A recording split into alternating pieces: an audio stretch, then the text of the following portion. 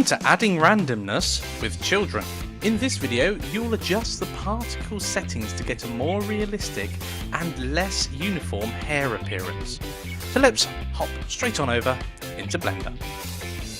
Okay, so we have our bunny in front of us, and I'm just going to switch across to the 3D view. Okay, and let's focus on just one particular part of the bunny at the moment, and let's focus on the body itself. So I'm going to turn all the other particle systems off, so it's nice and quick to move around.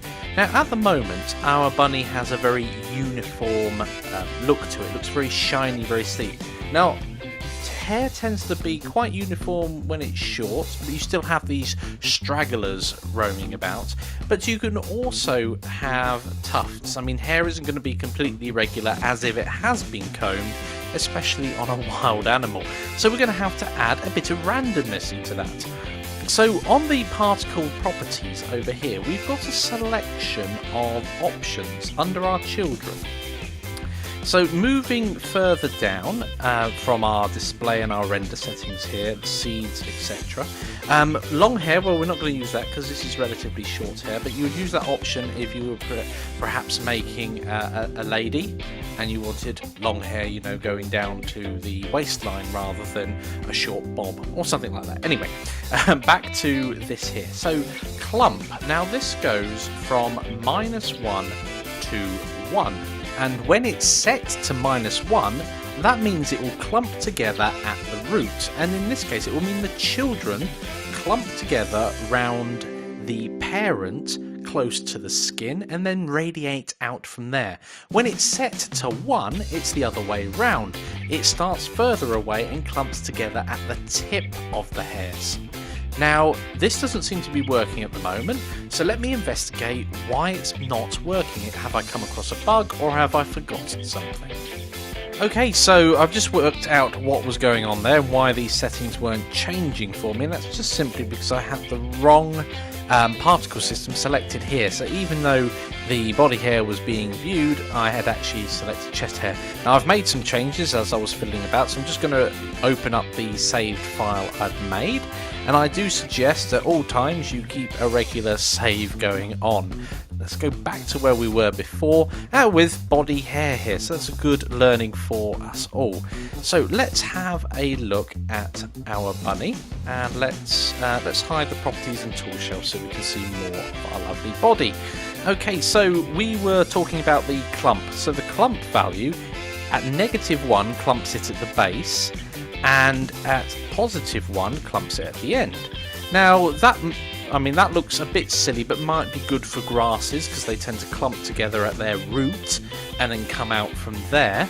And if you had a wet rabbit, it would probably have a clump value of 1, as hairs do tend to clump together when they're wet. And I'm just going to render that because I want to see if it does in fact look like our bunny's gotten a little soggy.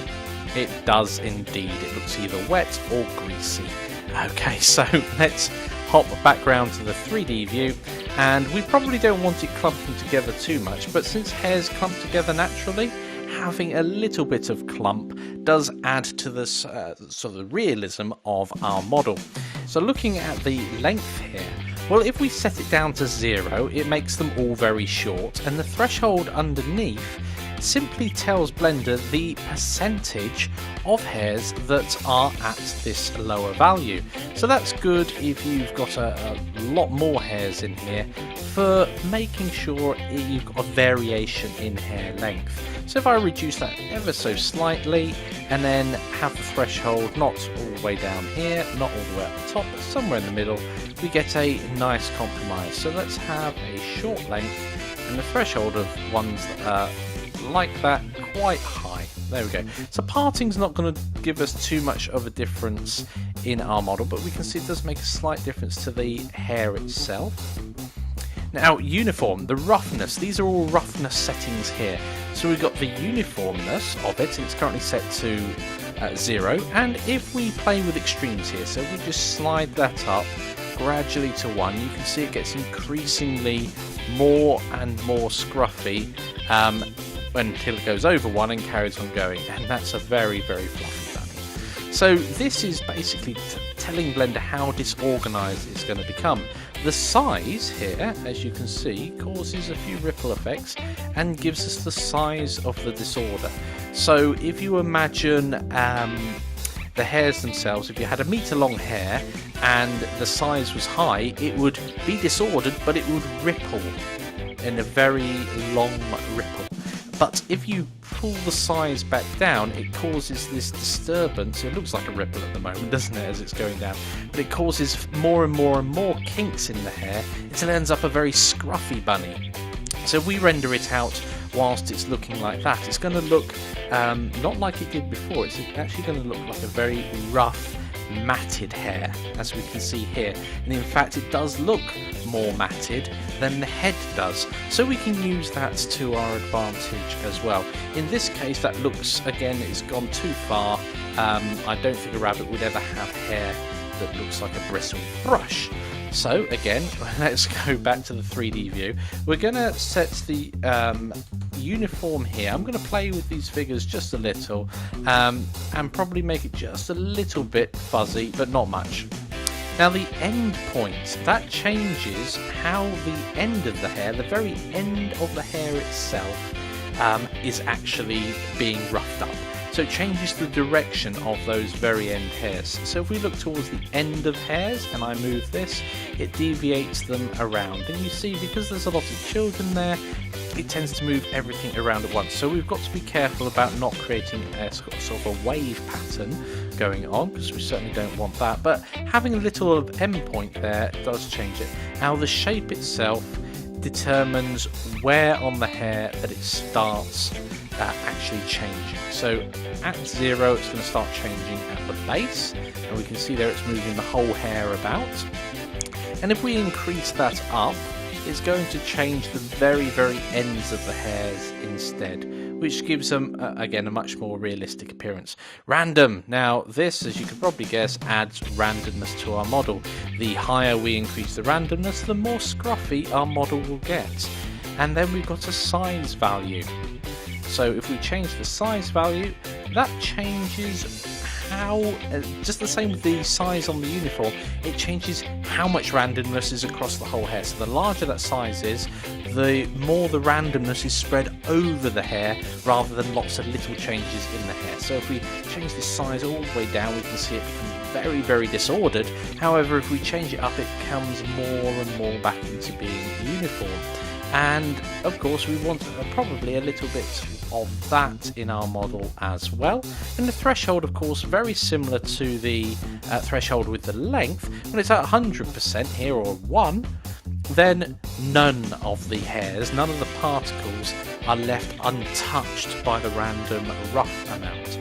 But if we decrease that, more and more particles, or more and more hairs in this case, become randomized. So let's just have a quick look in the rendered image at how our bunny is looking.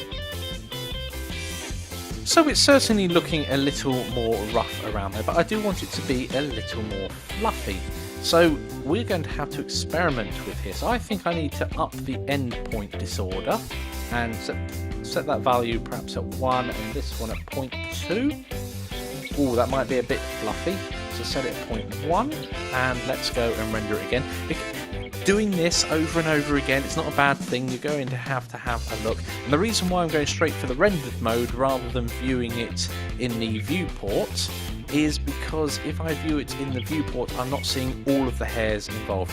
And we still have this bold patch on our bunny just here. So I'm going to go ahead and investigate that now and see what's going on. So we're looking at it from here, and I can see straight away that there is a lack of hair around there. A couple of options that we can do with that, because I don't want to have to restyle the bunny just yet. Let's just see if it's a vertex issue. So let's go in select the body, because that's what we're doing. So we've got that selected, and let's go into weight paint and just add. I'm assuming I've got add turned on. Yes, add. And I'm just going to go in here and add more hair to this area here, just in case that's not enough.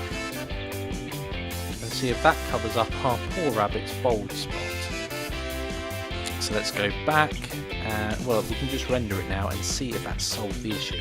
If it hasn't, we might have to change some other options, perhaps just increasing the number of children ever so slightly. So that's still not covered that area there. So let's go into the particle options. And can we increase the number of children? We can. I'm going to try going up to 150 on the final render and see if that makes a difference. So I'm not liking this bold patch. I thought it would be relatively straightforward to cover it up, but it doesn't look like it's being relatively straightforward. So this here is getting better now. However, I think the issue may be that the hairs are actually pressed too far against the rabbit's skin, possibly even an ingrown. Oh, it looks very rough there as well. So let's see if we can go in and particle edit.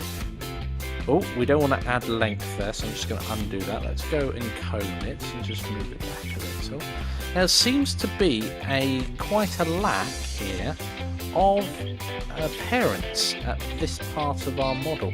So one of the other things that we can do just to help us with covering up this bold spot and in general seeing a better impression about what's going on, if we look over on the tool shelf and with the tools tab selected scroll down, we will see children, and if we put a tick in that, we can see how the particles are actually looking, or in this case the hairs, including the children, which is very, very useful.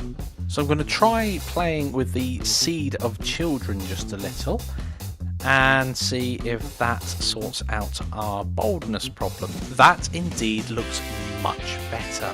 Brilliant. Okay guys, it's challenge time. I'd like you to alter the remaining particle groups.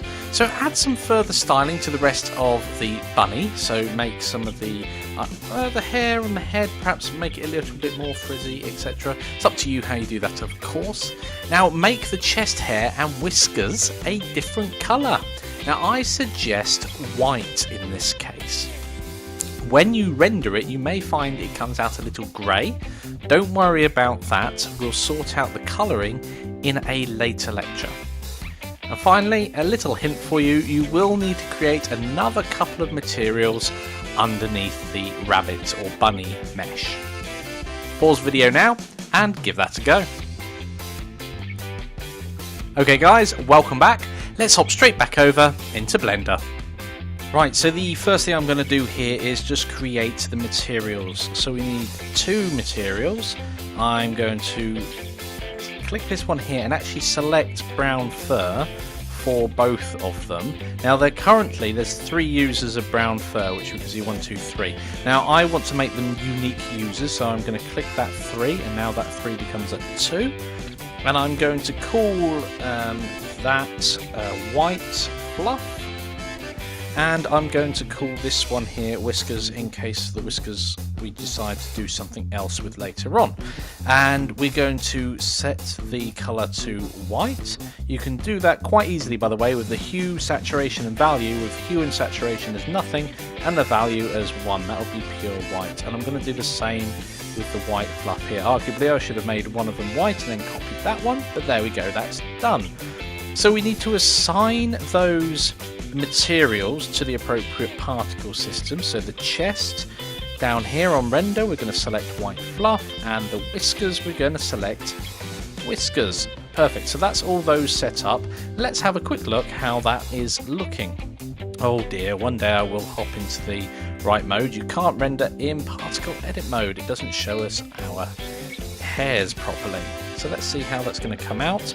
Probably find that they will come out a dark grey, which they have done. That's not a problem at all. We can sort that out in a bit. I'm just wanting them to be a different colour at the moment.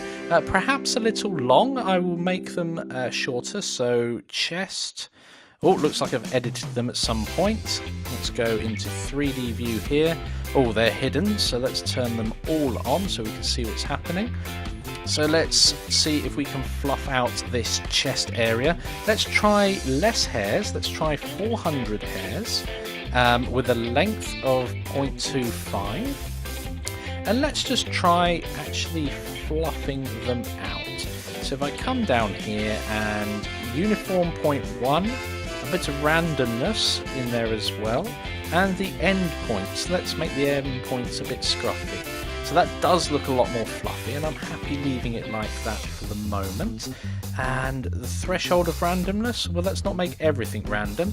About 40% there will be absolutely fine. Okay, so that's those bits there done. Let's make the head go up here, and again, you can spend as much or as little time on this as you like. I'd like the head to be relatively smooth, so I'm going to add in a randomness value of 1. I want it to be totally random. No, I want to increase the threshold now so that some of the hairs are completely, maybe random of 1 is a little too much. Let's just adjust the size here, and let's turn the random value down as well. A lot of this is a bit of playing as well. So the larger the size, the better it's going to look. Over, oh, I don't know, that's still a bit scruffy. Let's lower the randomness. Let's have the randomness quite low. And the size at 1. And that's looking pretty good. May have to rebrush if I make it too random, because you can end up starting to see through your model. And let's add a few more parents. I don't know why, I just feel like I need more parents. Now we're going to have to go to free edit at this point and just top that up a little. 2000 is going to be too many, maybe 1500. So occasionally you will have to do this, go back into particle edit and basically brush your rabbit again.